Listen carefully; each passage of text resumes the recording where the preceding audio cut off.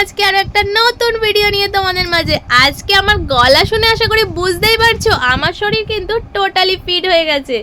তাও একটু একটু কাশিটা আছে, তারপরেও অনেকটা ফিট, অনেকটা। তো গলাটা শুনেই আশা করি তোমরা বুঝে গেছো। তো চলো আজকে আবার একটা নতুন দিনের নতুন ভিডিও নিয়ে চলে এলাম তোমাদের সামনে। আজকে হচ্ছে সোমবার। তো সোমবার সকাল থেকেই ভিডিওটা শুরু করছি। আমাদের সকালবেলা উঠে চা খাওয়া হয়ে গেছে, আমার বরমশাই রেডি হচ্ছে, অফিস বেরোবে। আর আমার সোনা বাবাও কিন্তু আজকে ঘুম থেকে উঠে পড়েছে। আর আজকে আমরা সবাই জানি আজ আমাদের ভোটের রেজাল্ট আউট। তো সেই কারণে দেখো এখানে টিভিতে কন্টিনিউ খবর চলেই যাচ্ছে। আর এই যে আমার দুষ্টু বাবা বসে আছে ঘুম থেকে উঠে, মানে একটু আগেই সে উঠেছে। আর ওদিকে খবর চলছে আমাদের। তো যাই হোক, ঘরে আজকে পরিস্থিতি এরকম, কেননা আমি নইলে সকালে চা খেতে খেতে কার্টুন দেখি, কিন্তু আজকে আমার টিভিতে কার্টুন চলেনি। আশা করি সবার ঘরেই আজকে সকাল থেকে টিভিতে খবরটাই চলছে। তো যাই হোক, কি হবে না হবে সবটাই দেখা যাক, যা হবে ওটা নিয়ে আমি এখানে আমার ভিডিওতে কোনো রকম কথা বলতে চাই না, আর বলবোও না। তো আমি আমার ভিডিওটা শুরু করে দিলাম, আমার কাজকর্ম দেখিয়ে তোমাদের সাথে ভিডিওটা শেয়ার করব। আর তোমাদেরকে আবারও বলছি, যদি তোমাদের আমার ভিডিও ভালো লাগে, তোমরা যে কজনই আমার ভিডিও দেখো, আমি জানি আমার ভিডিও দেখার মানুষের সংখ্যাটা খুবই কম, কিন্তু আমি বলবো তোমরা যে কজনই আমার ভিডিও দেখো, প্লিজ প্লিজ প্লিজ আমাকে একটু কমেন্টের মাধ্যমে জানাবে, তাহলে আমি ভিডিও করার উৎসাহটা পাবো। আর তেমন কিছুই নয়, তোমাদের কাছে আমার জাস্ট এইটুকুই রিকোয়েস্ট, তোমরা একটু প্লিজ আমাকে কমেন্ট করো। তোমরা কমেন্ট না করলে আমি বুঝতে পারি না তোমরা আমার ভিডিও কতটা দেখছো না দেখছো, আমি সত্যি কিছু বুঝতে পারি না। তাই তোমাদের কাছে আমার রিকোয়েস্ট, তোমরা একটু কমেন্ট করো আমাকে। তো যাই হোক, চলো ভিডিও শুরু করে দিয়েছি। আজকে ওয়েদারটা ভালো আছে দেখলাম, তো সেই কারণে আমি জামা কাপড় বেশ কিছু ভিজিয়েছি, কাচাকুচি করব। তার আগে সোনা বাবাকে চলো টিফিন খাইয়ে দিই, আমিও টিফিন করে নিই, বরমশাই বেরিয়ে যাক। তো তারপরে বাকি কাজে হাত লাগাবো, ঝপঝপ কাজ সারবো, অনেক কাজ আছে আজকে।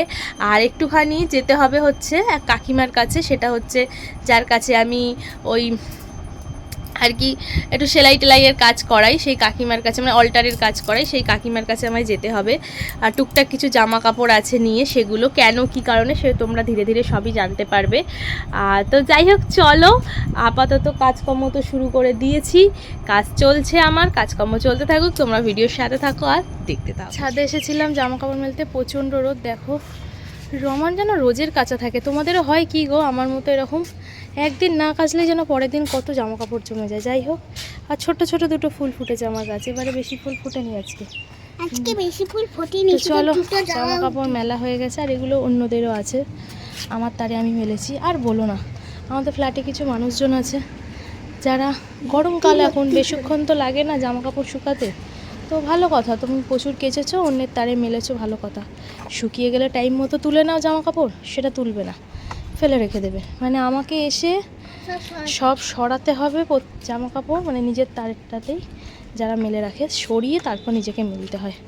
মুখ লাগাই না, লাগালেই ঝগড়া অশান্তি, কোনো দরকার নেই।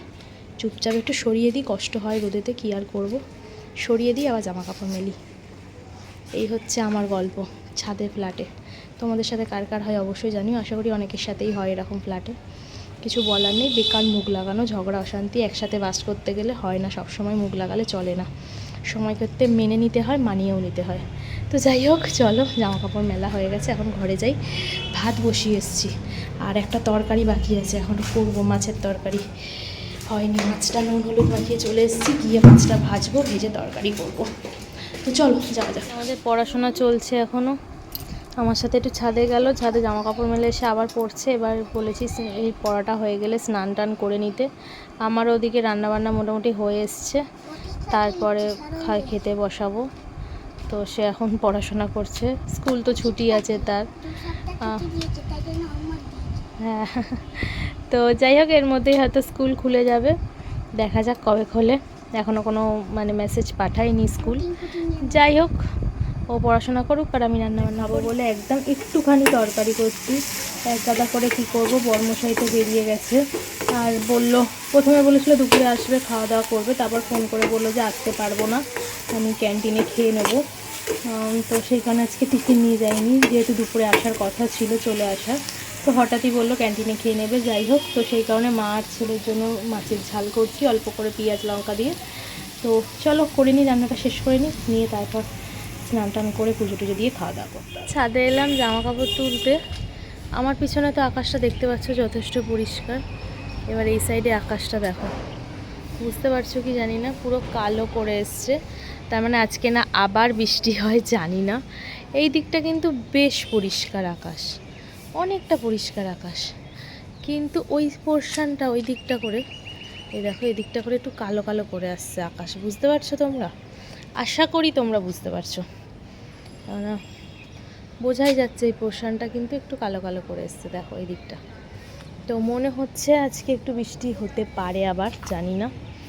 আর সকাল থেকে তো ঘরে চলছে টিভি, ওই যেহেতু আজকে ভোটের রেজাল্ট, তো সেই কারণে তো টিভি চলছেই, কি হয় তো হচ্ছে অনেক কিছুই দেখতে পাচ্ছি। যেটাই হোক না কেন একটা কথাই বলবো, মেয়েরা যেন সুরক্ষা পায়, মেয়েদের সুরক্ষা থাকুক, এটাই, আর কিছু বলবো না। বেশি কথা আমি এখানে ভোট নিয়ে বলতে চাই না, যেহেতু এটা আমার পার্সোনাল চ্যানেল। তো যাই হোক, এটুকুই, চলছে চলুক, যা হবে সেটাই আমাদের মেনে নিতে হবে, কারণ আমরা জনগণই বিচার করছি সব কিছু। তো যাই হোক, ছাড়ো, এত কথাই কি আমার কাজ নেই। চলো এবার জামা কাপড়গুলো তুলে ঘরে যাই, ছেলেকে পড়তে দিতে যেতে হবে। ওয়েদারটা কিন্তু বেশ কালো করে আসছে, দেখি আজকে এই ফাঁকে যদি ওকে পড়তে দিয়ে আসা যায়, নাহলে আবার বৃষ্টি নেমে গেলে প্রবলেম হয়ে যাবে। দেখি, চলো চাদর ফাদর সব তুলি, জামা কাপড় তুলে তারপরে ঘরে যাই। চলো, বেরিয়ে পড়েছি, পড়তে যাচ্ছি আমরা। রাস্তায় হাঁটি হাঁটি পা চলেছি এখন। রাস্তাঘাট ফাঁকা পুরো আজকে, যেহেতু ভোটের রেজাল্ট বেরোচ্ছে। একটা দোকানপাট খোলেনি, পুরো ফাঁকা। তার মধ্যে আকাশ পুরো কালো করে এসেছে, মেঘ জমেছে, যখন তখন বৃষ্টি আসতে পারে। তাই হাতে এই যে ছাতা নিয়ে বেরিয়ে পড়েছি।